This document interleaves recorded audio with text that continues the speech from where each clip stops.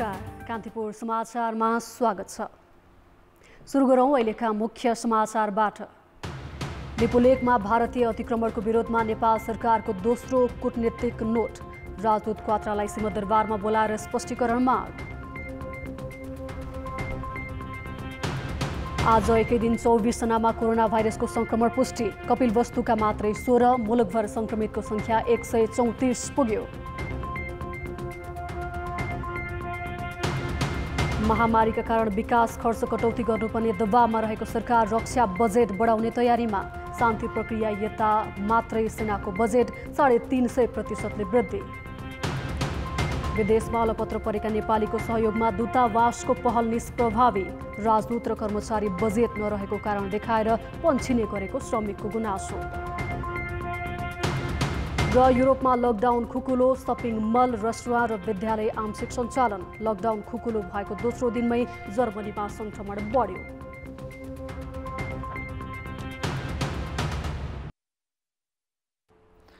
नेपालमा आज थप 24 जनामा कोरोना भाइरसको संक्रमण पुष्टि भएको छ। कपिलवस्तुमा 16, रूपन्देहीमा 6 तथा बर्दिया र सप्तरीमा 1-1 जनामा संक्रमण पुष्टि भएको स्वास्थ्य मन्त्रालयले जनाएको छ। 24 जना थपिएपछि देशभर संक्रमितको संख्या 134 पुगेको छ। कपिलवस्तुमा यशोधारा गाउँपालिका र बुद्धभूमि नगरपालिकामा नयाँ संक्रमित फेला परेका हुन्। तीमध्ये अधिकांश लकडाउनकै बेला भारतबाट आएका थिए। कपिलवस्तुमा संक्रमितको संख्या 21 पुगेको छ। यस्तै रूपन्देहीका समरीमाई र लुम्बिनी सांस्कृतिक गाउँपालिकाका 24 देखि 40 वर्षमा 6 जना पुरुषमा संक्रमण देखिएको छ। रूपन्देहीमा अब संक्रमितको संख्या 7 पुगेको छ। यस्तै सप्तरी र बर्दियामा पहिलो पटक संक्रमण देखिएको छ। सप्तरीमा संक्रमण पुष्टि भएका 18 वर्षीय पुरुष डाक्नेश्वरी नगरपालिका 3 र बर्दियामा संक्रमण देखिएकी 11 वर्षीय बालिका राजापुर 5 की हुन्। मध्ये जो अस्पतालमा उपचार गराइराख्नु भएको छ उहाँहरू वीरगञ्जमा 28 जना, विराटनगरमा 19 जना, रूपन्देहीमा 16, नेपालगञ्जमा 24, भरतपुरमा 1 जना गरी 88 जनाको उपचार भइरहेको छ।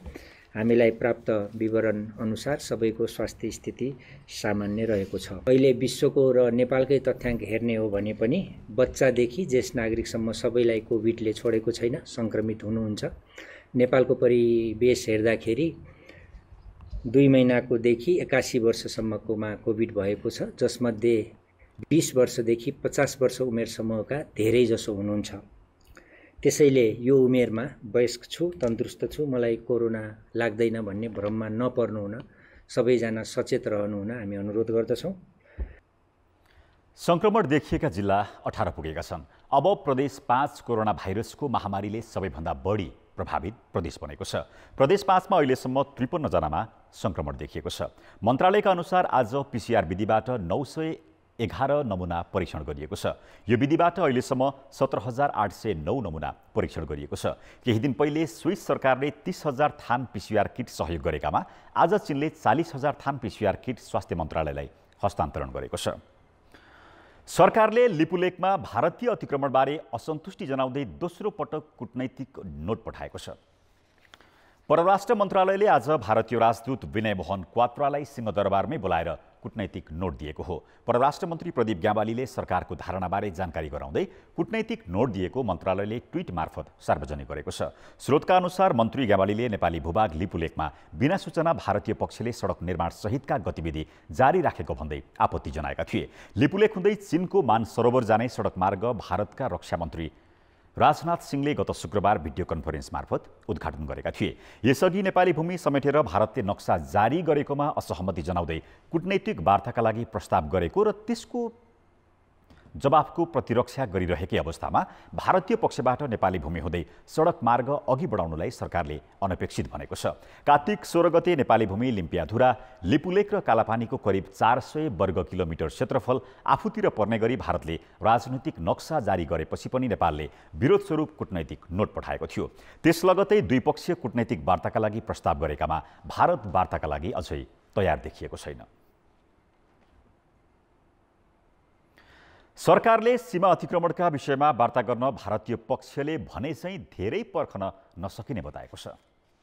नेपाली भूमि लिपुलेक हुँदै सडक निर्माण गरेर सञ्चालनमा ल्याएको विषयमा नेपालले आपत्ति जनाएपछि शनिबार भारतीय पक्षले विवादित विषयमा कोरोना भाइरसको संक्रमण सकिएपछि छलफल गर्ने प्रतिक्रिया सार्वजनिक गरेको थियो। तर प्रतिनिधि सभाको अन्तर्राष्ट्रिय सम्बन्ध समितिमा आज परराष्ट्र मन्त्री प्रदीप ग्यावालीले यो विषय फुर्सदमा गरौँला भन्ने खालको नभएकाले सरकार तत्काल वार्ता अघि बढाउने पक्षमा रहेको बताए। कोरोनापछि वार्ता गर्न तयार छौँ भन्नुभएको छ। हामी त्यति पर्खिने पक्षमा छैनौँ। त्यसो भएर छिटो वार्ता सुरु गरिनुपर्छ भन्ने छ। यो विषय भोलि गरे पनि हुने हो, फुर्सदमा गरौँला भन्ने पक्षमा छैनौँ। नोभेम्बर 2 देखि सरकारले निरन्तर ताकेता गरिरहेको छ। पत्राचारहरू गरेका छौँ, वार्ताको डेट प्रस्तावित गरेका छौँ, अनौपचारिक कुरा गरेका छौँ, औपचारिक कुरा गरेका छौँ, टेलिफोन कुराकानी गरेका छौँ। हामी लगातार गजगजाइरहेका छौँ र हामी त्यही बाटोमा नै अगाडि बढ्छौँ। मन्त्री ग्यावालीले अहिले देखिएको सीमा विवादका विषयमा पहिले भारतसँग कुरा गरेपछि मात्रै चीनसँग छलफल गर्नुपर्ने धारणा पनि समिति समक्ष राखे। हामी चाहिँ भारतसँगै कुरा गर्छौँ। पहिले भारतसँगको हाम्रो सिमाना छिनोफानो गर्छौँ, त्यसपछि हामी त्रिदेशीय बिन्दुको कुरा गर्छौँ र लिपुलेकको सन्दर्भमा भएको त्यो सहमतिको बारेमा मे 15मा त्यो सहमति भयो, जुनमा होला जस्तो लाग्छ। हामीले त्यति नै बेला नेपाल सरकारले दुवै देशलाई चाहिँ आफ्नो गम्भीर असहमति प्रकट गरेर डिप्लोमेटिक नोट पठाइसकेको अवस्था छ। त्यसैमा टेकेर हामी यो विषयमा चाहिँ अगाडि बढ्छौँ। सोही बैठकमा नेकपाको विदेश विभाग प्रमुख समेत पूर्व प्रधानमन्त्री माधव कुमार नेपालले सीमा क्षेत्रमा भवनहरू निर्माण गर्ने र सुरक्षाकर्मी राख्ने उचित प्रबन्ध मिलाउनुपर्ने धारणा प्रस्तुत गरे। नेपालसँग भएका सन्धिहरूको भारतीय पक्षले उल्लङ्घन गर्दै सार्वभौमिकतामाथि हस्तक्षेप गरेको उनले बताए। नियमन गर्ने काममा अलि ध्यान दिनु पर्यो। नियमनलाई कसरी व्यवस्थित गर्न सकिन्छ, अझै सीमै पनि कसरी व्यवस्थित गर्न सकिन्छ भन्ने कुरामा जानै पर्ने भयो। यदि विवादै सधैँभरि गर्नु छ भने त्योभन्दा राम्रो छ त्यसलाई कसरी अझै कन्ट्रोल गर्ने उपाय के हुन सक्दछ, कन्ट्रोल गर्ने उपायमा जानु पर्यो।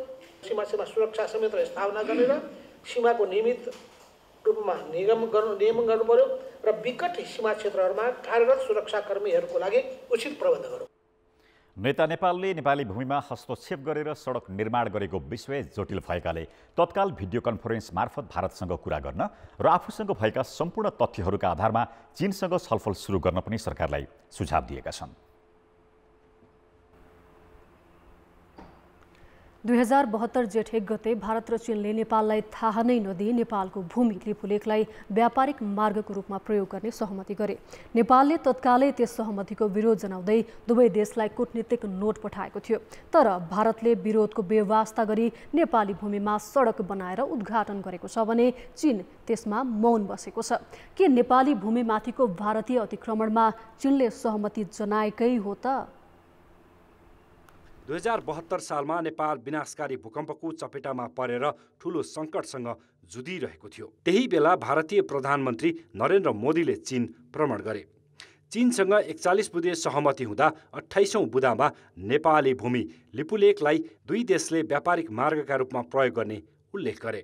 नेपालको लिम्पियाधुरादेखि कालापानीसम्मको झण्डै 400 वर्ग किलोमिटर क्षेत्रफल अतिक्रमण गरिसकेको भारतले लिपुलेकमा एकलौटी गर्न खोज्नु अनौठो थिएन। तर त्यसमा चिनिया पक्षको सहमति भने अनौठो मात्र होइन, आश्चर्यजनक समेत थियो। किनभने लिपुलेक नेपाली भूमि हो भन्नेमा चीनलाई जानकारी नभएको होइन।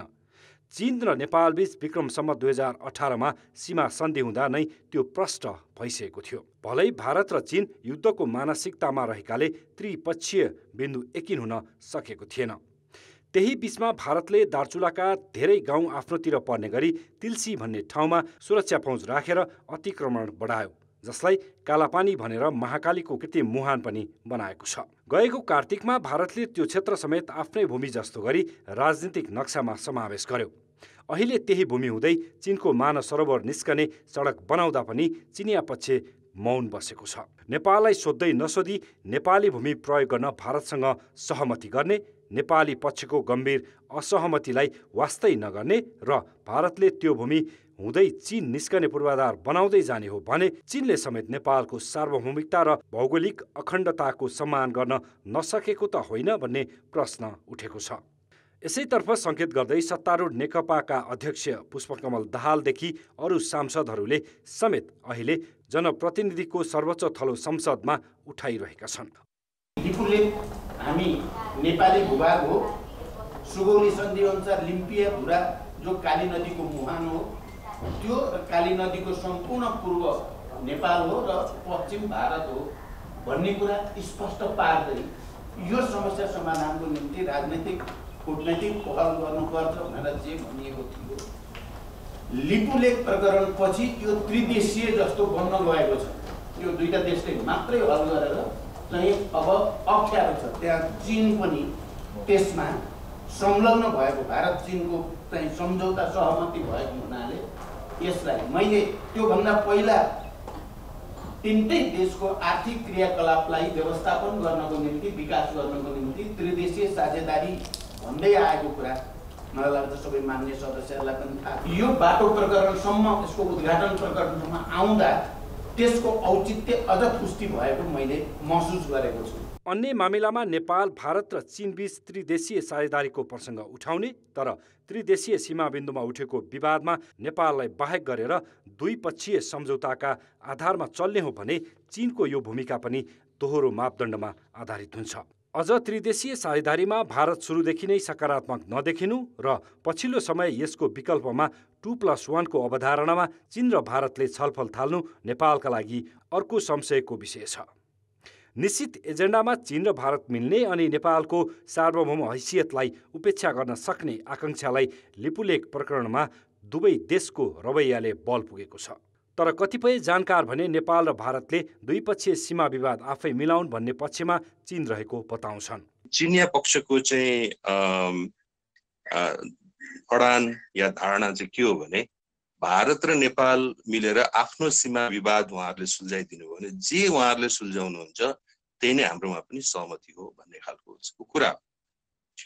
त्यसैले मूल रूपमा चाहिँ के हो भने नेपाल र भारतकै बीचमा आफ्नो पश्चिमी सिमानालाई लिएर एउटा सहमतिमा पुग्न आवश्यक छ र त्यही रूपले अब अहिले एउटा कूटनीतिक चुनौती आएको छ र त्यो चुनौतीलाई चाहिँ हामीले तथ्यहरूको आधारमा, हाम्रा चाहिँ प्रामाणिक नक्साहरूको आधारमा हल गर्नेतर्फ हामी जानुपर्छ र हामीले सुगौली सन्धिको नक्सालाई टेक्ने भएपछि अनि भारतसँग पनि कुरा गर्न सजिलो हुन्छ भन्ने मलाई लाग्छ। त्यो नक्सामा नटेकिकन, किनकि अरू दुईटा नक्साको कुनै हैसियत छैन। अब हामीले दोस्रो नक्साको आधारमा कुरा गर्न खोज्छौँ, भारतले तेस्रो नक्साको आधारमा कुरा गर्छ होला। त्यसैले त कहिले पनि टुङ्गोमा पुग्छ जस्तो चाहिँ मलाई लाग्दैन। अन्य द्विपक्षीय विवादमा नेपाल र भारत आफैले समाधान खोज्नुपर्छ भन्नेमा विवाद छैन। तर नेपाललाई थाहै नदी नेपाली भूमि प्रयोग गर्न चीन र भारतबीच सम्झौता हुने, नेपालको असहमतिका बीच भारतले नेपाली भूमिबाट चीन निस्कने बाटो बनाउँदा चीन मौन बस्ने हो भने नेपालको सार्वभौम हैसियतको सम्मान नगरेको भनेरै बुझ्नुपर्नेछ। यसले सम्बन्धका अरू आयाम पनि प्रभावित नहोलान् भन्न सकिन्न। कान्तिपुर समाचारका लागि रोशन बहादुर सिंहको रिपोर्ट। भारतले नेपाली भूमि लिपुलेक हुँदै तिब्बतको बाण सरोवर जाने सडक बनाएर उद्घाटन गर्दा पनि रोक्न पहल नगरेको भन्दै सांसदहरूले सरकारको आलोचना गरेका छन्। प्रतिनिधि सभाको आजको बैठकमा सत्तापक्ष र प्रतिपक्षका सांसदले भारतले नेपाली भूमि मिचेकोमा आपत्ति जनाउँदै समाधानका लागि भइरहेका पहलबारे सरकारको जवाफ मागेका हुन्। भारतसँग उच्चस्तरीय राजनैतिक वार्ता गरी सीमामा देखिएको विवाद समाधान गर्नुपर्ने भन्दै सांसदहरूले त्यसो नभए अन्तर्राष्ट्रिय अदालतमा जानुपर्ने सुझाव पनि दिएका छन्। लिम्पिया धुराबाट निस्कने कुटीयाङदिनी महाकाली नदी भएकोले सो पूर्वको करिब 400 वर्ग किलोमिटर नेपाली भूभाग भारतले अतिक्रमण गरी आफ्नो राजनैतिक र प्रशासनिक नियन्त्रणमा राखेकोले उक्त भूभाग फिर्ता लिई नेपालको राजनैतिक र प्रशासनिक उपस्थिति कायम गराउनको लागि र भारत सरकारसँग तत्काल वार्ता गरी कालापानी क्षेत्रमा निर्माणाधीन सडकको काम तत्काल रोक्नको लागि सम्माननीय सभामुख मार्फत नेपाल सरकारको ध्यान आकर्षण गराउँछु। आफूलाई विश्वमा धनी र ठुलो देश भनेर घमण्ड गर्ने भारत तर नेपालको अगाडि भिखारी र गरिब मध्ये एक हो त्यो भारत देश। र हाम्रो भिख मागेर भूमि मिचेको भए बेग्लै कुरा हुन्थ्यो, तर हाम्रो भूमि चोरेर बनाएको बाटोको विरुद्धमा हामी अन्तर्राष्ट्रिय अदालत जानुपर्छ, अर्को विकल्प केही पनि छैन। लिपुलेक, लिम्पियाधुरा र कालापानी क्षेत्रमा बाटो बनाएर हाम्रो असल छिमेकीपनमाथि हाम्रो राष्ट्रिय हितमाथि वैदेशिक हस्तक्षेपले जुन मर्मान्त भएको छ, म सम्पूर्ण नेपाली जनताको तर्फबाट जनप्रतिनिधिको हैसियतले त्यो घटनाको तीव्र विरोध गर्न चाहन्छु। त्यसैगरी बैठकमा विपक्षी दलका सांसदले कोरोना संक्रमणबाट प्रभावित भई विदेशमा बिचल्ली परेका नागरिकको उद्धारमा सरकारले व्यवस्था गरेको आरोप लगाएका थिए। भारतको नाकामा अलपत्र परेका नेपालीहरूलाई उद्धार गर्न पनि सांसदहरूले माग गरेका छन्।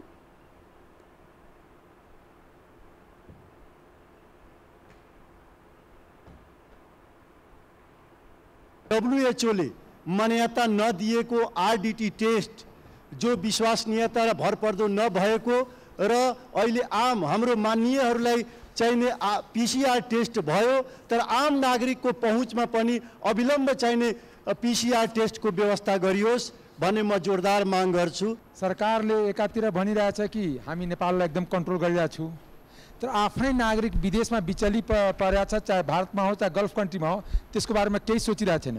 खास गरी नेपाल भारत सिमानाको बोर्डरमा धेरै नेपालीहरू अलपत्र परिरहेछ, खाना पाइरहेको छैन, क्वारेन्टाइनमा पनि बस्ने व्यवस्था छैन। तर सरकारले जहिले पनि भन्छ कि हामीले एकदम सम्बन्धित देशमा व्यवस्था गर्छ। आफ्नो देशको मान्छेलाई व्यवस्था गर्ने जिम्मा त नेपाल सरकारको हो, त्यो नेपालको नागरिक हो कि होइन। यहाँ जनतामा राष्ट्रियता नदेख्ने, ढुङ्गामा राष्ट्रियता देख्ने कस्तो राष्ट्रियता हो? ठुलो दाइले किन सानो भाइलाई, सानो देशलाई सधैँ किन हस्तक्षेप गर्छन्?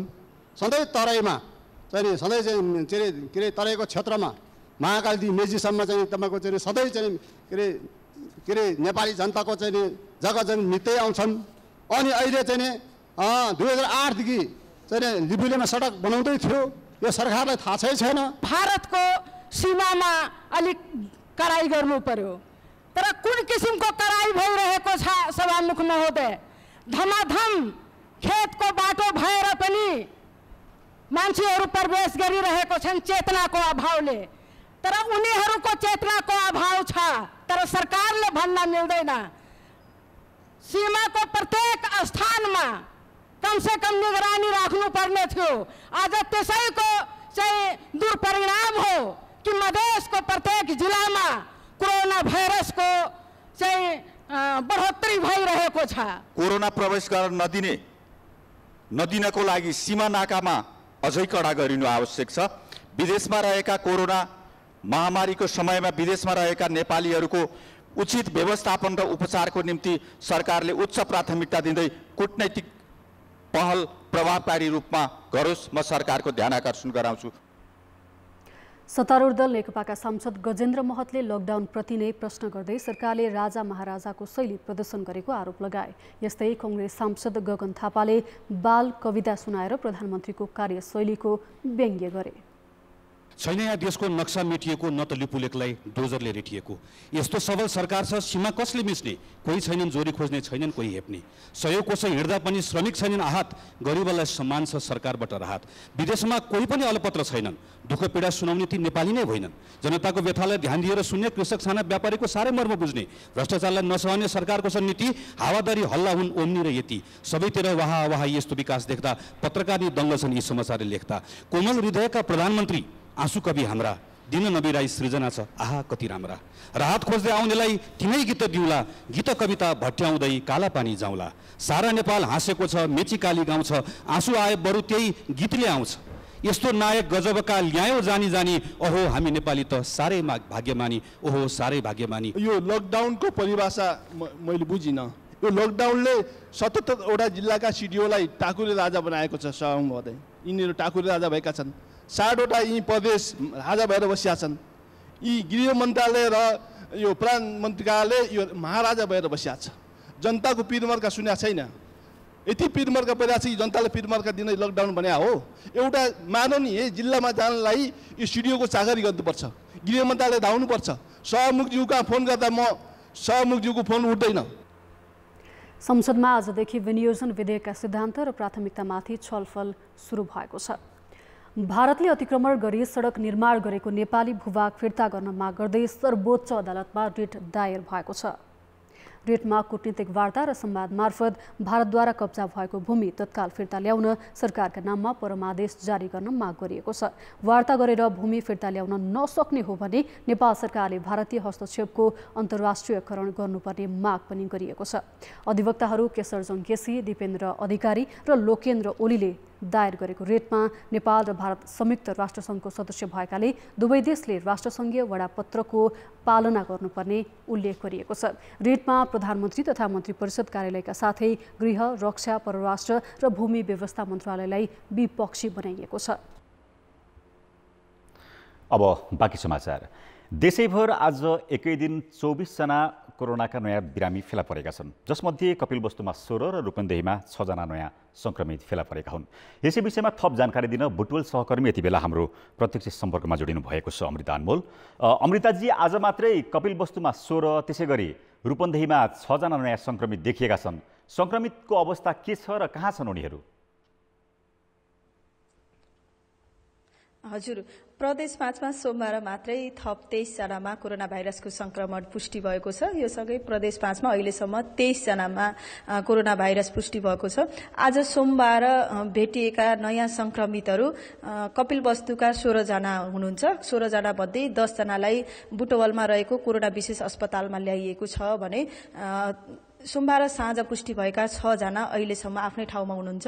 कपिलवस्तुमा पुष्टि भएका नयाँ 16 जना मध्ये यशोधरा गाउँपालिकाका बिहान पुष्टि भएका 8 जना र अहिले थप पुष्टि भएकामा यशोधरा गाउँपालिकाबाटै 4 जना हुनुहुन्छ भने बुद्धभूमि नगरपालिकाबाट थप 4 जना, बिहान पुष्टि भएका 2 जना र साँझ पुष्टि भएका चाहिँ 2 जना गरी 4 जना बुद्धभूमि नगरपालिकाबाट हुनुहुन्छ। उहाँहरू सबै भारतको मुम्बई शहरबाट लुकीछिप चोर बाटोको प्रयोग गरेर आफ्नो आश्रयस्थलसम्म, आफ्नो घरसम्म आइपुग्नु भएको थियो। यशोधरा गाउँपालिकामा आइपुगेका व्यक्तिहरू चाहिँ घरमा गएको, घरमा चाहिँ 1 रातदेखि 3 रातसम्म बिताएको, त्यहाँ छिमेकीले विरोध गरिसकेपछि स्थानीय जनप्रतिनिधिलाई खबर गरिएको र स्थानीय जनप्रतिनिधिहरूले स्वास्थ्यकर्मी मार्फत नजिकको क्वारेन्टाइन महेन्द्र पब्लिक मावि र पशुपति बाल मन्दिरमा ल्याएर राखिएको थियो। त्यसमध्ये अहिले कोरोना पुष्टि भएका 6 जना अहिले पनि पशुपति पब्लिक मावि क्वारेन्टाइनमै रहनु भएको छ। हामी दिउँसो त्यहाँ पुगेर हेर्दाखेरिमा क्वारेन्टाइनमा बसेका संक्रमण पुष्टि भइसकेका व्यक्ति र अन्य व्यक्तिहरू बीचको घुलमेल पनि नजिक छ। त्यहाँको बसाईको अवस्था हेर्दाखेरिमा पनि एकदम नाजुक अवस्था छ भने बुद्धभूमि नगरपालिकाको क्वारेन्टाइन हेर्दाखेरिमा चाहिँ उहाँहरूको बसाई अलिकति व्यवस्थित छ र बुद्धभूमि नगरपालिकामा आएका व्यक्तिहरू चाहिँ घरको सम्पर्कमा नगइकन सिधै क्वारेन्टाइनमा आएको देखियो। यसैगरी रूपन्देहीमा पुष्टि भएका 6 जना मध्ये चाहिँ लुम्बिनी सांस्कृतिक नगरपालिका 2 जना र समरीमाई गाउँपालिकाबाट 4 जना हुनुहुन्छ। यी सबै सीमा क्षेत्रका हुन्। उहाँहरू पनि भारतको मुम्बई शहरबाट आउनु भएको थियो। 2 जना मालवाहक ट्रकमा सीमा क्षेत्रसम्म आउनु भएको थियो भने 4 जना भारतले चलाएको रेल मार्फत सीमा क्षेत्रमा आएको। अमृताजी, जस्तो धेरै जसो भारतबाट लकडाउनकै बेला आएको अवस्था छ र भारतबाट आएका ती संक्रमितहरूको सम्पर्कमा रहने व्यक्तिहरूको पहिचान कसरी गरिएला अब?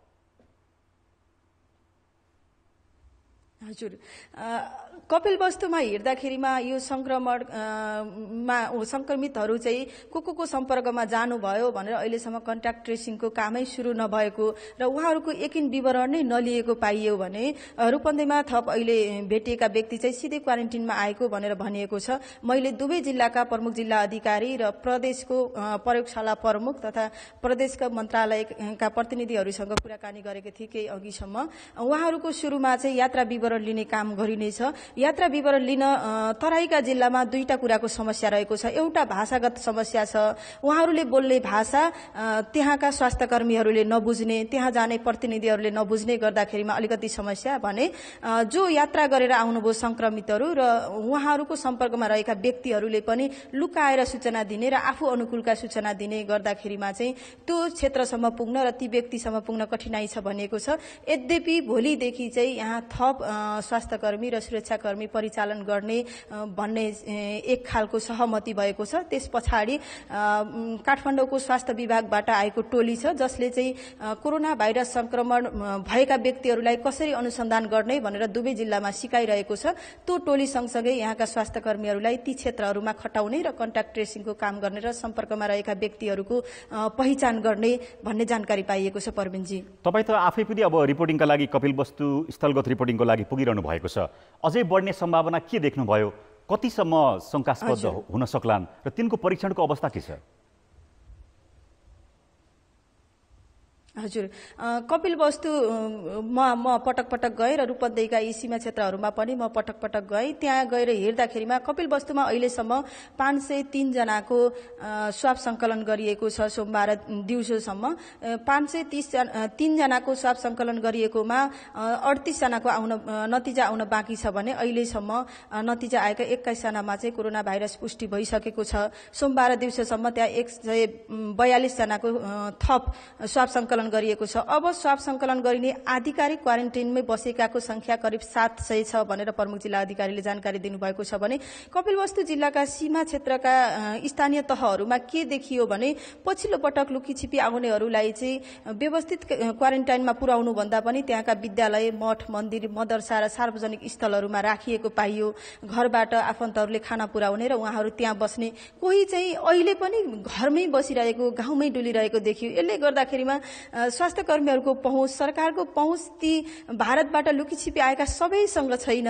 यसले गर्दा यति नै संख्या भनेर यकिन गर्न सकिन्न। रूपन्देहीको कुरा गर्ने हो भने अहिलेसम्म 533 जनाको चाहिँ स्वाब सङ्कलन भएको छ। त्यसमध्ये शनिबार र आइतबार 174 जनाको स्वाब परीक्षणका लागि पठाइएको थियो। 41 जनाको परीक्षण गर्दाखेरिमा 7 जनामा भेटियो भने यसअघि चाहिँ 6 जनामा भेटियो भने 1 जना पहिलेका गरी 7 जना हुनुभयो। अब रूपन्देहीमा क्वारेन्टाइनमा बसेकाको संख्या करिब 300 छ। ती 300 जनाको स्वाब सङ्कलन गरिनेछ। तर अनाधिकारिक रूपमा चाहिँ आएका, आफ्नो घरको छेउमा बसेका, विद्यालयको छेउमा बसेका, मठ मन्दिरमा बसेका यिनीहरूको चाहिँ न त स्थानीय तहले यकिन तथ्याङ्क निकालेको छ, न त प्रदेश, न त सङ्घ, न त जिल्ला प्रशासन, न त त्यहाँका नागरिक अगुवा कसैले पनि यति नै संख्यामा यो ठाउँमा यति व्यक्तिहरू भारतबाट आउनु भएको छ, लुकीछिपी आउनु भएको छ, संक्रमित क्षेत्रबाट आउनु भएको छ भनेर विवरणै ननिकालेको देख्दाखेरिमा चाहिँ अब संवेदनशील भइएन भने स्थिति भयावह हुने हो कि भनेर आकलन गर्न सकिन्छ। परवीनजी, संक्रमितको पहिचान, त्यसै गरी बाहिरबाट भित्रिनेहरूको निगरानीको लागि चाहिँ स्थानीय तह, त्यसै गरी त्यहाँको प्रशासन अनि जनस्तरको काम गराइ चाहिँ कस्तो पाउनुभयो तपाईँले? हजुर, संघीय सरकारले प्रदेशलाई चाहिँ स्थानीय तह र स्थानीय तहमा भएका निगरानी समिति तथा नागरिक अगुवाहरूलाई परिचालन गर्ने भनेर चाहिँ निर्देशन गरेको रहेछ। त्यो अनुसार प्रदेशले यहाँका 109 वटै स्थानीय तहमा चाहिँ त्यस अनुसारको पत्राचार गरेको पाइयो। प्रदेश 5 का तराईका जिल्ला रूपन्देही, पश्चिम नवलपरासी, कपिलवस्तु, दाङ, बाँके र बर्दिया गरी 6 जिल्ला चाहिँ खुला सीमामा छन्। ती खुला सीमामा रहेका जहाँ चाहिँ निगरानी बढाउनु पर्ने हो, स्वास्थ्य निगरानी बढाउनु पर्ने हो, सुरक्षा सतर्कता अपनाउनु पर्ने हो, त्यो कागजी रूपमा र भाषागत रूपमा चाहिँ बढेको पाइयो। तर आजै हामी चाहिँ सीमा क्षेत्रमा जाँदाखेरिमा पनि सीमा क्षेत्रमा त्यस्तो सतर्कता भएको अथवा चाहिँ स्वास्थ्य जाँच गरेको, सुरक्षाकर्मीहरूले चाहिँ अलि कडाई गरेर चेक जाँच गरेको, सोधपुछ गरेको त्यस्तो चाहिँ केही पाइएन। स्थानीय तहले भन्छ हामीसँग चाहिँ बजेट कम छ, हामीसँग चाहिँ साधन स्रोत छैन, हामीलाई मात्र काम गर भन्छ, कर्मचारीहरूलाई चाहिँ सार्वजनिक बिदा दिएर राखेको छ, हामीले कसरी गर्न सक्छौं भनेर उहाँमा एक किसिमको चाहिँ निराशा देखिन्छ भने प्रदेशको उपस्थिति जसरी स्थानीय तहसँग समन्वयकारी भूमिकामा हुनु पर्थ्यो त्यो पनि अलि फितलो हो कि भनेर चाहिँ भन्न सकिन्छ। हुन त फेरि प्रकोप व्यवस्थापनको रकम स्थानीय तहमा पठाएको छ, कम्तीमा 10 लाखका दरले सबै स्थानीय तहले पाएका छन् क्वारेन्टाइन सञ्चालनका लागि। तर त्यति रकम मात्र परिचालन गरेर पठाएर भएन, उहाँहरूलाई व्यवस्थापनको तरिका सिकाउन पनि अलिकति जरुरी छ जस्तो देखियो। स्वास्थ्यकर्मीहरू र सुरक्षाकर्मीहरू पनि हामीले कसरी काम गर्ने भनेर खास किसिमले निर्देशनै नभएको एकदम अन्यल खालको व्यक्तिहरू पनि आज जाँदा त हामीले के देखियो भने संक्रमित पुष्टि भएका व्यक्ति र संक्रमित नभएका व्यक्तिहरूलाई पनि सँगै राखिएको, सुरक्षाकर्मी पनि सँगै जोडिएर कुराकानी गरेको, त्यहाँ भएका स्वास्थ्यकर्मीहरूले पनि नजिकै गएर उहाँहरूको कपडा छोएको, चलाएको, सामान चलाएको। यसरी गर्दाखेरिमा चाहिँ त्यो स्वास्थ्य सचेतना नै नपुगेको देखियो, सुरक्षा सतर्कता नै नअपनाएको देखियो, स्वास्थ्य चाहिँ सतर्कता नै त्यो तहसम्म, त्यो तहका कर्मचारीसम्म, त्यो तहका चाहिँ व्यक्तिसम्म चाहिँ पुगेको छैन। हस् अमृता, धन्यवाद। उहाँ हुनुहुन्थ्यो बुटवल सहकर्मी अमृता अनमोल। हामीलाई आज रूपन्देही र कपिलवस्तुमा संक्रमण पुष्टि भइसकेपछि ती संक्रमितको अवस्था के छ भनेर जानकारी गराउनुभयो। नेपालमा आज थप 24 जनामा कोरोना भाइरसको संक्रमण पुष्टि भएको छ, जसमध्ये कपिलवस्तुमा 16 र रूपन्देहीमा 6 जनामा संक्रमण देखिएको हो। यीमध्ये अधिकांश खुला सीमा हुँदै लुकीछिपी भारतबाट आएका हुन्। भारतबाट नेपाल प्रवेश गरेका सबैलाई परिवार र समुदायले क्वारेन्टिनमा पठाउने व्यवस्था कडाइका साथ कार्यान्वयन गर्न नसक्दा समुदायमा पनि संक्रमण फैलन सक्ने जोखिम देखिएको छ। सुरक्षाकर्मीको आँखा छलेर भारतबाट नेपाल आउने क्रम भने अझै रोकिएको छैन। अहिले म कपिलवस्तुको यशोधरा गाउँपालिकामा रहेको अनिरुद्ध पब्लिक माविको प्राङ्गणमा छु।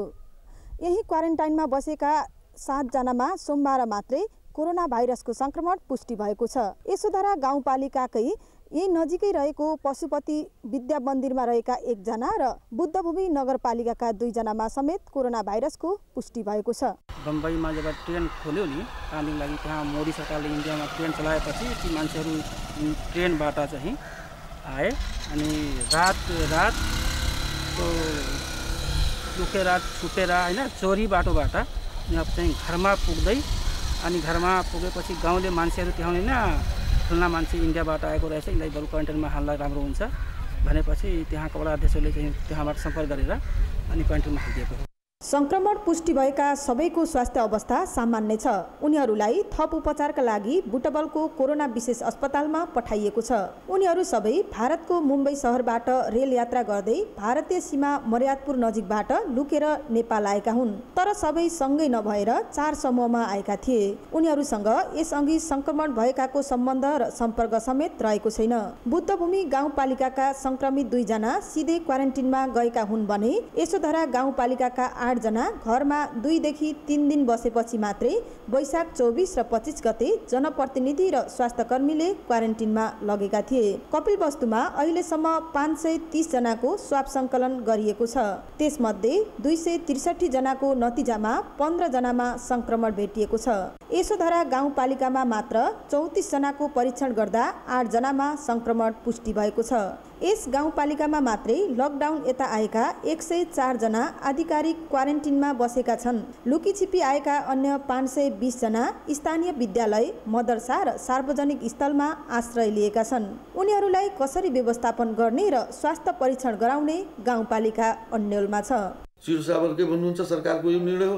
हामी चाहिँ नि अब मान्छे चाहिँ नि हुलमुल आइरहेको छ भने अब वार्ड अध्यक्षहरूले यिनीहरूले कहाँ राख्नु, प्रत्येक स्कुलमा यताउति हामी राखिदिउँ, के गर्ने?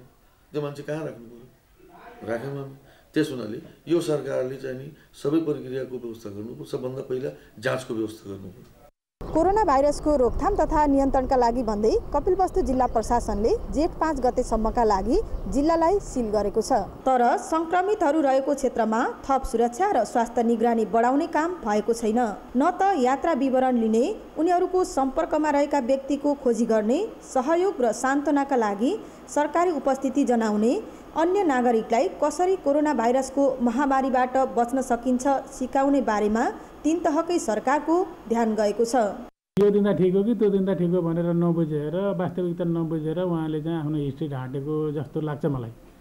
अब त्यो हामीले उहाँसँग संलग्न अथवा उहाँको घर परिवारसँग सम्पर्क गऱ्यौँ भने त्यो वास्तविकता के हो भन्ने कुरा पत्ता लगाउन सकिन्छ।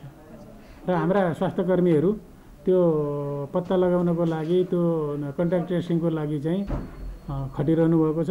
उहाँहरूले त्यो कुरा पत्ता लगाउनुहुन्छ। कपिलवस्तुमा फैलिएको कोरोना भाइरसको संक्रमण रोकथाम तथा नियन्त्रण गर्ने हो भने सबैभन्दा पहिला सीमा क्षेत्रमा उच्च सुरक्षा संयन्त्र अपनाउँदै अलपत्र परेकालाई सुरक्षित तरिकाले गन्तव्यसम्म पुर्याउने र चोरबाटोहरू बन्द गराउनुपर्छ।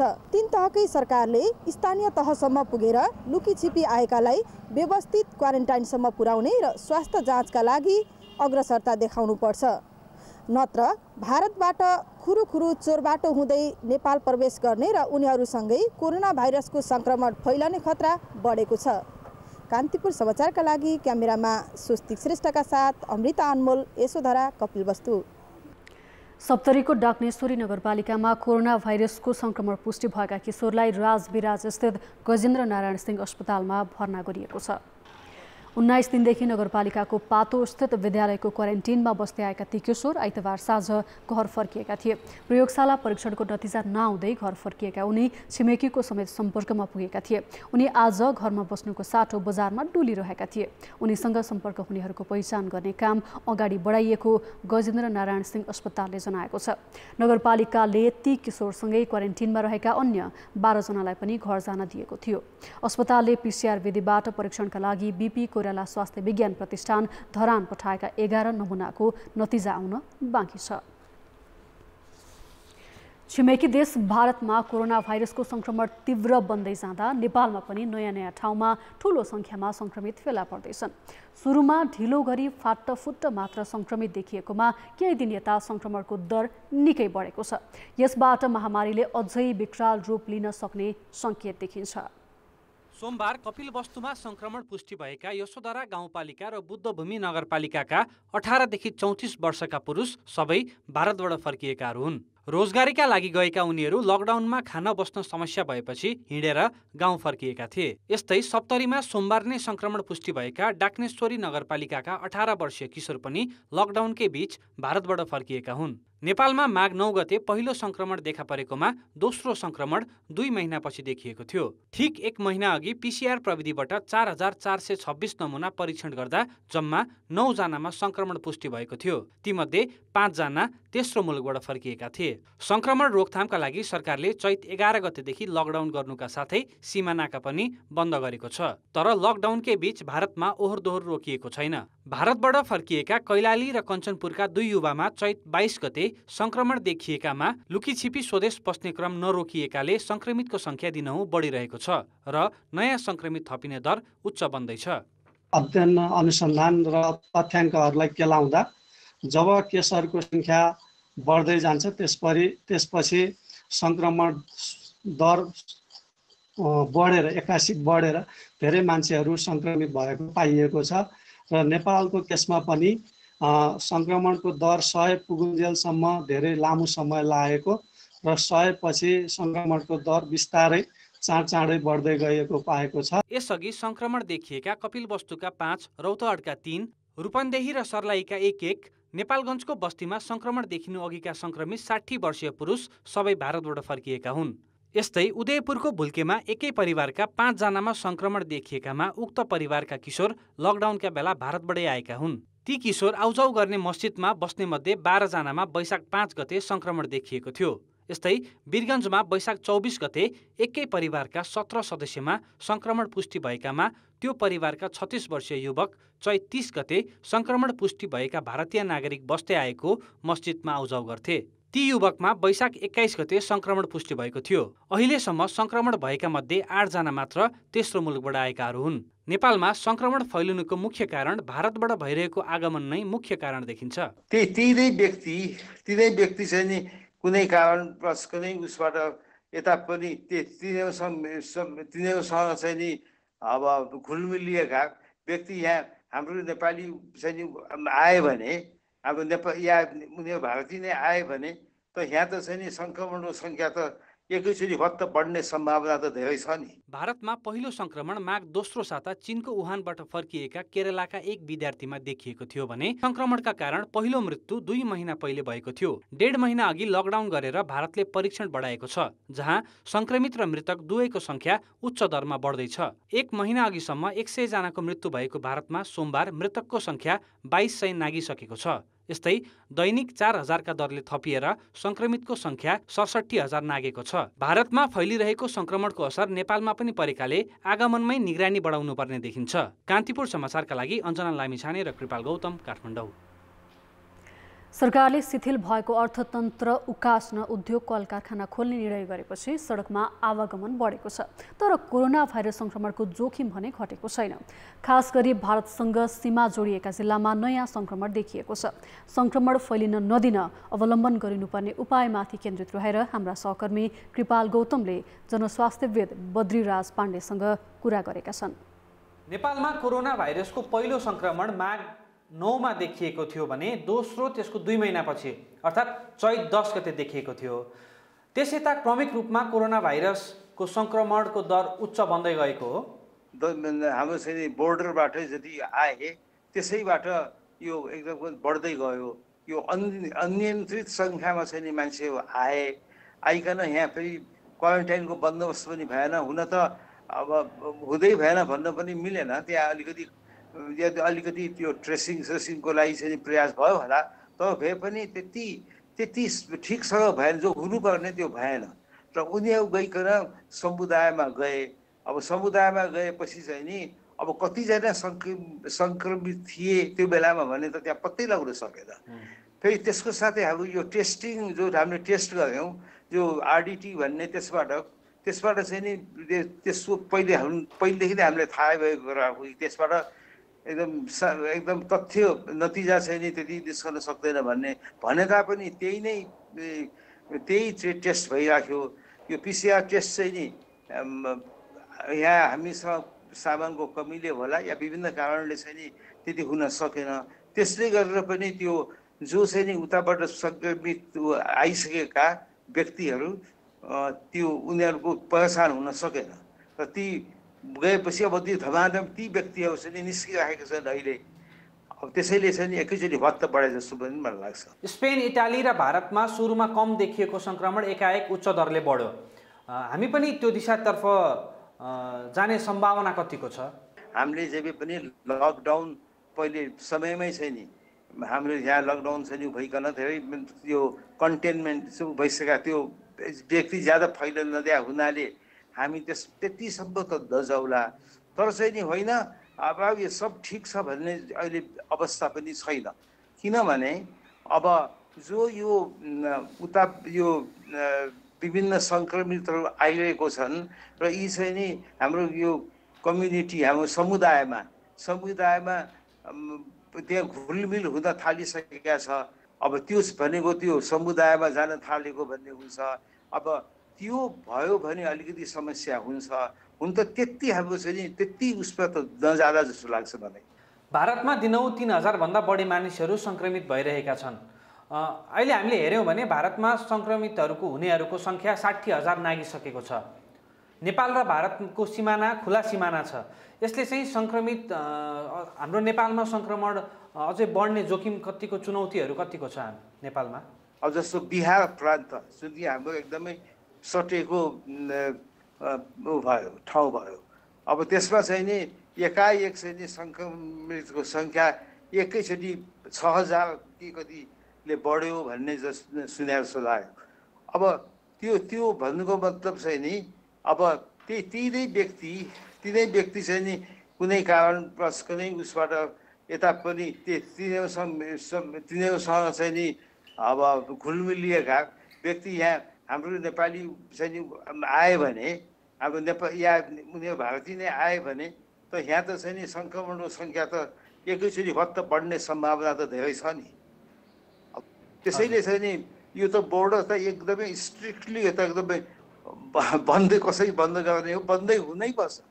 किनभने यो हुन त ढुवानीको लागि भनिकन खुला छ र चाहिँ नि विभिन्न चाहिँ नि नियम पनि लगाइया होला, तर भए पनि मान्छेहरू त्यहाँबाट भित्र पसिकन घुसिकन आउनै नसक्लान् भन्ने फुल प्रुफ चाहिँ नि गर्नु चाहिँ नि अति आवश्यक छ जस्तो लाग्छ मलाई। लकडाउनकै बेला सङ्क्रमण फैलिएको भारतबाट लुकीछिपी नेपाल आएकाहरूमा सङ्क्रमण पुष्टि भइसकेको छ। सबैको पहिचान र परीक्षण हुन सकेको छैन। यसले पनि भोलि सङ्क्रमण फैलाउन सक्ने जोखिम कतिको देख्नुहुन्छ? त्यो त छ नै, किनभने अब सबैको त्यो चाहिँ नि टेस्ट चाहिँ नि हुन सकेका छैन, भएको छैन, या कति त्यहाँबाट कतै गइसके कि त्यति कतिको निगरानी भयो त्यहाँ ती व्यक्तिलाई त्यहाँ राख्नमा भने अब टेस्ट नै नभइकन र त्यो टेस्ट पक्कै नभइकन फेरि यसमा एउटा जोडिहालौँ। अब पहिले यो आरडिटी नै बढी त्यसैलाई चाहिँ बढ्ता एम्फेसिस दिइयो विभिन्न कारणले होला। अब त्यसो हुँदाखेरि त अब त्यो कति त त्यहाँबाट चाहिँ नि निस्किसकेका होला, तर तिनले त सङ्क्रमण फैलाउने त धेरै चाहिँ नि भयो नि, उनीहरूलाई मौका भयो नि सङ्क्रमण फैलाउने त धेरै चाहिँ नि यो ग्राउन्ड तयार भयो नि। त्यहाँ सरकारले खास गरी उद्योग कल कारखाना खोल्ने निर्णय गरेसँगै सडकमा चाहिँ मानिसहरूको आवागमन बढेको छ। उसै त हाम्रो देशमा यो सङ्क्रमितहरूको सङ्ख्या थपि नै रहेको बेला जस्तो यो बढेको आवागमनले चाहिँ यो महामारी रोकथाममा केही असर गर्छ कि गर्दैन? असर त जरुरै पर्छ, किनभने एक त अघि हामी भनिहाल्यौँ कि टेस्ट नै पूरा चाहिँ भएको छैन, सङ्क्रमित कति छन् त्यही नै हाम्रो पक्कै पनि थाहा भएको छैन। अब झन् उसमा चाहिँ नि त्यहाँ यदि चाहिँ नि यो कल कारखाना जो खुल्छ जो छ त्यहाँ पनि यो फिजिकल डिस्टेन्सिङ सोसल डिस्टेन्सिङको चाहिँ नि अवलम्बन भएन, मान्छे चाहिँ टाँसिएपछि ऊ भए थाक खुक चाहिँ नि हुन थाल्यो, ऊ भयो त एकदमै बडो खतरनाक हुन्छ नि। त्यसैले अब त्यसको त बहुतै राम्रोसँग व्यवस्थापन हुनु आवश्यक छ जस्तो लाग्छ मलाई। नेपालगञ्जका सङ्क्रमितको सम्पर्कमा रहेका व्यक्तिको पहिचान गरी सोमबार साँझसम्म PCR विधिबाट 983 नमुना सङ्कलन गरिएको छ। अहिलेसम्म त्यहाँ 2400 सङ्क्रमित फेला परेका छन्। 314 नमुना परीक्षणकै क्रममा छन्। परीक्षणको दायरालाई फराकिलो बनाएर नेपालगञ्ज वरपरका बस्तीमा पनि नमुना सङ्कलनको काम सुरु गरिएको छ।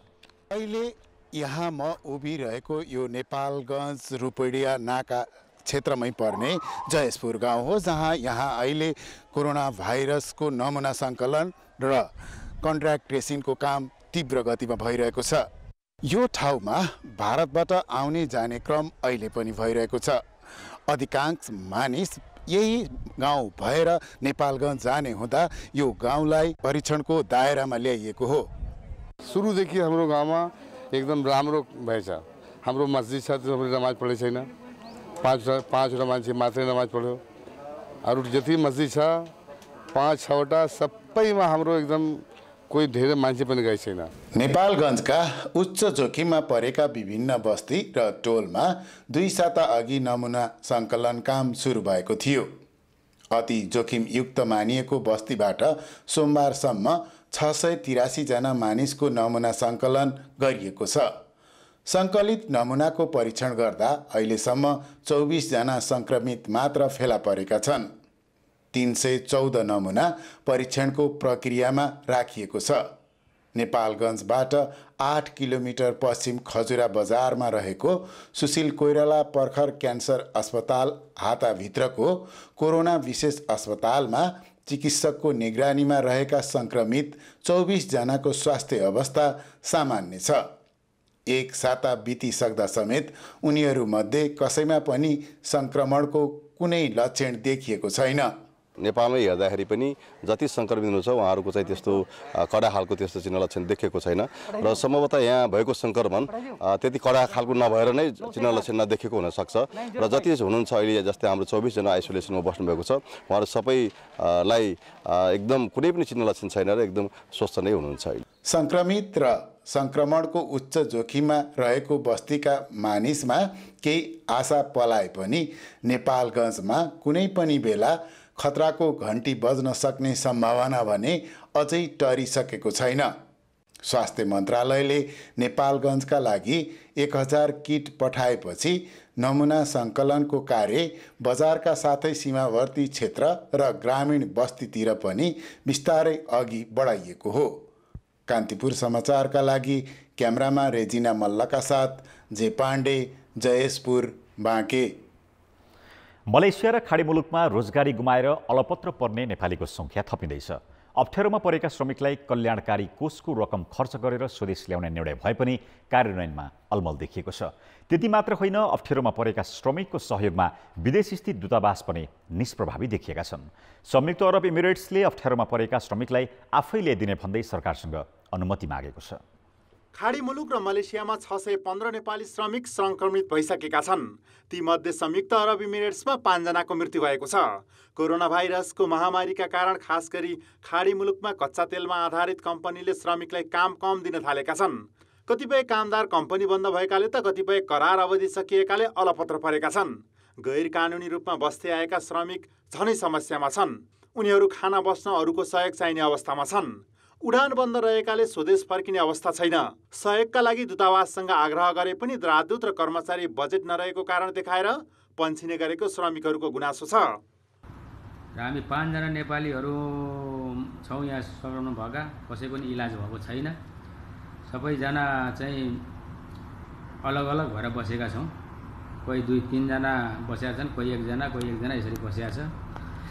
र आजदेखि म पनि होटलमा आएर बस्दैछु र मेरो तबियत अलिक ठिक नभएको कारणले गर्दाखेरि मैले मुदिरलाई पनि भनेको थिएँ मलाई हस्पिटल लैजा भनेर, तर उसले सुनेन। खानाकै समस्या हो दाइ। अब काम यहाँ दिँदैन, इलिगल मान्छेले समातेर जेलमा लिएर जान्छ। अब नेपाल जल्द से जल्द जाने। अब 2-3 दिन जति चल्छ। अब पैसा पनि छैन। अब 2-4 दिनपछि अब भुटे बस्नुपर्छ। यही समस्या हो। अब नेपाल सरकारले अनुरोध छ जल्द से जल्द छिटोभन्दा छिटो नेपाल फर्काउँदाखेरि राम्रो हुन्थ्यो। श्रमिकले समस्यामा परेका कारण उद्धारका लागि फोन मार्फत आग्रह गरे पनि दूतावासहरूले राहत र उद्धार त टाढाको कुरा, लगत सङ्कलन समेत गरेका छैनन्। त्यति मात्र होइन, अप्ठ्यारोमा परेका श्रमिकलाई खाने बस्ने व्यवस्था मिलाउन दूतावासहरूको कूटनीतिक भूमिका पनि देखिएको छैन। तर कोलालम्पुरमा मात्रै सीमित छ दूतावास। अब कामदार श्रमिकहरू विभिन्न राज्यमा, धेरै टाढा मलेसियाको राज्य जोरबारू, पेनाङ भन्ने धेरै ठुलो राज्यमा हुनुहुन्छ। त्यस कारणले गर्दा पनि दूतावासले चाहिँ सहयोग गर्न सकेको छैन, भने जतिको श्रमिकलाई सुविधा दिन सकेको छैन। यो कारणले पनि यस्तो भएको। कुवेत र मलेसियाले गैरकानुनी रूपमा बसेका आप्रवासी श्रमिकलाई सजाय मिनाहा गरेर फिर्ता पठाउने तयारी थालेपछि कोरोना भाइरस रोकथाम सम्बन्धी उच्च स्तरीय समन्वय समितिले 2 साता पहिले कल्याणकारी कोषको रकम खर्च गरी उनीहरूको उद्धार गर्ने निर्णय गरेको थियो। वैदेशिक रोजगारीमा गएका युवाले नै जनही 1500 रुपियाँका दरले बुझाउने कोषमा अहिले सभा 5 अर्ब रुपियाँ छ। तर श्रम र परराष्ट्र मन्त्रालयले अहिलेसम्म श्रमिकलाई स्वदेश ल्याउने प्रक्रिया नै अगाडि बढाएका छैनन्। त्यति मात्र होइन, विदेश स्थित नियोगका कर्मचारी परिचालनमा पनि दुवै मन्त्रालय चुकेका छन्। माननीय मन्त्रीज्यूबाट चाहिँ राजदूत र सम्बन्धित देशका डिप्लोमेट्सहरूसँग चाहिँ भिडियो कन्फरेन्स भएर कुरो भएको छ। त्यस्तै गरेर हामीले पनि हाम्रै लेभलबाट पनि त्यहाँका कम्पनीहरूसँग र त्यहाँका श्रम सहचारी दूतावासहरूसँग सम्पर्क गरेर समस्या लिने काम हामीले गरिराखेका छौँ। त्यसकारणले अहिले तपाईँले ठ्याक्कै नतिजै नदेखेर उहाँहरूले यो कुरो गरेको होला। तर इन्टल तपाईँको कन्ट्री देश बिचका जुन डिप्लोमेटिक कुराहरू हुन्, कामदारहरूको हितमा गरिने कुराहरू चाहिँ नभएका आइरहनु भएका हुन्। तर पब्लिकले के सोच्छ भने ठ्याक्कै रिजल्टै नआइकन चाहिँ उसले रिजल्ट देख्दैन। त्यसले गर्दा तपाईँले भनेको कुरा स्वाभाविक हो। तर मलाई जहाँसम्म लाग्छ कामै नभएको चाहिँ होइन। अब रिजल्ट आएपछि त्यो एउटा चाहिँ बल्कमै त्यसको चाहिँ परिणाम चाहिँ देखिन्छ। छिमेकी मुलुक भारतमा अलपत्र परेका श्रमिकले दूतावासमा फोन उठ्नै छाडेको गुनासो गर्न थालेका छन्। अलपत्र परेका श्रमिकको समस्या समाधानमा सहयोग नगर्ने हो भने त्यहाँ दूतावास किन राख्ने र डलरमा तलब सुविधा लिने कर्मचारीको के काम? कान्तिपुर समाचारका लागि क्यामेरामा श्याम श्रेष्ठका साथ सुमन पन्थ, काठमाडौँ।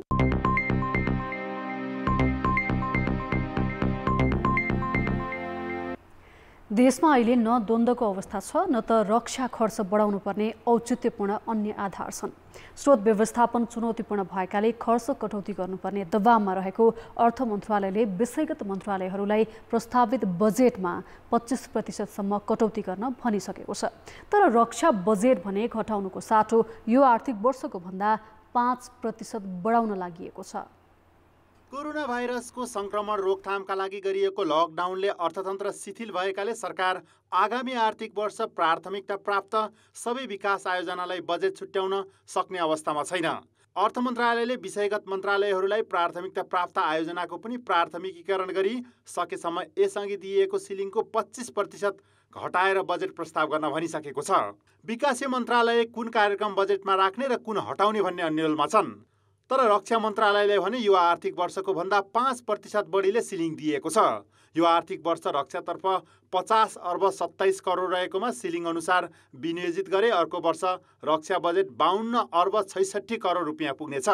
जबकि देशमा सेनाको भूमिका बढाउनु पर्ने कुनै पनि कारण छैन। राजस्वमा भारी गिरावट र अन्य स्रोत पनि सहज नभएकाले रक्षा लगायतको बजेट घटाउनु पर्ने दबाव सरकारमाथि छ। रक्षातिर के हो भने पहिले अमुक रूपमा भन्ने भन्दा पनि एउटा निश्चित मापदण्ड आधार बनाउनु पर्यो। हाम्रो रक्षा सम्बन्धी आवश्यकता र खाँचो के हो, अनि मुलुकले कतिसम्म जाने रक्षा बजेटलाई धान्न सक्छ, हामीलाई कति दरबन्दी चाहिन्छन् अथवा चाहिँ तपाईँको हात हतियारहरू कति चाहिन्छन्, ती सबै कुराको एउटा आङ्कलन गरेर त्यसको आधारमा चाहिँ रक्षा सम्बन्धी बजेट अनि त्यसपछि बढ्दै गइरहेको खर्चलाई चाहिँ एउटा वाञ्छित सीमामा एउटा नियन्त्रणमा राख्ने चाहिँ परिपाटीलाई चाहिँ थालनी र विकास गर्नुपर्छ होला भन्ने मलाई लाग्छ। तत्कालीन माओवादी शान्ति प्रक्रियामा आएपछिको वर्ष रक्षा बजेट 11 अर्ब 13 करोड रुपियाँ थियो। त्यस यता हरेक वर्ष रक्षा बजेट बढाइएको छ। शान्ति सम्झौता यताको अवधिमा रक्षा बजेट 351% बढाइएको छ। पछिल्लो 7 वर्षमा रक्षा बजेट दोब्बर भएको छ। रक्षातर्फ रक्षा मन्त्रालयका 50 कम कर्मचारी छन्, तर नेपाली सेनामा 96,000 दरबन्दी छ। यति ठुलो सङ्ख्यामा सैनिक पाल्न सरकारले शिक्षा र स्वास्थ्यतर्फको बजेट वर्षेनी घटाउँदै लागेको छ। कक्षा 12 सम्मको शिक्षा निशुल्क गर्ने मौलिक हकको व्यवस्था कार्यान्वयन गर्न शिक्षातर्फ 20% भन्दा बढी बजेट छुट्याउनु पर्नेमा अहिले 11% भन्दा कम छ। यस्तै स्वास्थ्यमा 5% भन्दा कम बजेट छ। संविधानमा गरिएको व्यवस्था कार्यान्वयनका लागि शिक्षा र स्वास्थ्यलाई प्राथमिकता दिनुको साटो सरकारले रक्षा बजेट वर्षेनी बढाउनुको औचित्य भने पुष्टि गर्न सकेको छैन। कान्तिपुर समाचारका लागि क्यामेरामा पशुपति बुढाथोकी र सञ्जय लुइटेलका साथ सुमन पन्थ, काठमाडौँ। अब जनमतको अन्तिम परिणाम। जनमतमा हिजो हाम्रो प्रश्न थियो, लकडाउनका बेला सडकमा आवागमन किन बढेको होला? ए, सरकारले कडाई नगरेर, बी, सही सूचना सम्प्रेषण नभएर, र सी, बाध्यता आफ्नै। जनमतको अन्तिम परिणाम यस्तो छ। ए, सरकारले कडाई नगरेरमा 38%, बी, सही सूचना सम्प्रेषण नभएरमा 35% र सी, बाध्यता आफ्नैमा 27%। अब जनमतमा आजको प्रश्न। जनमत हाम्रो प्रश्न छ, वैदेशिक रोजगारीमा रहेका श्रमिकको सहयोगमा नेपाली नियोगहरूको भूमिका किन नदेखिएको होला? ए, जागिरे मनोवृत्ति, बी, संवेदनशीलताको अभाव, र सी, स्रोत साधनको अभाव। जनमतको अन्तिम परिणाम भोलि साँझ 8 बजेको कान्तिपुर समाचारमा प्रसारण गर्नेछौँ। कृपया 34001मा SMS गरी आफ्नो मत व्यक्त गर्नुहोला। कान्तिपुर समाचार अहिलेलाई सकियो। कान्तिपुर टेलिभिजन हेर्दै गर्नुहोला। नमस्ते।